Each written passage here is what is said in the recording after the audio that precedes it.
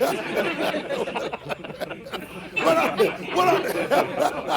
want careful of what I said this evening.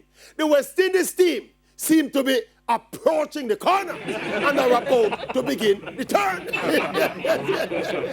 As evidenced by them impressively winning 3 consecutive international series, starting with the Test series in Bangladesh, the T20 series against Sri Lanka, and now the ODI series also against Sri Lanka.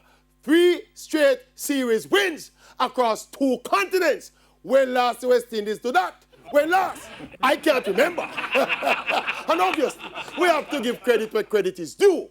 Coach Phil Simmons, the players, and by extension, President Ricky Skerritt must get commensurate praise. We beat them when they lose, so we have to greet them when they win. As the players, expertly led by skipper Kieran Pollard, executed brilliantly, especially in the ODI series, where the batsmen were surprisingly patient and professional in chasing down decent scores in all 3 games. So all things considered, it is fair to say the West Indies are approaching the corner. Yes. Them not reach the corner yet, but them getting near.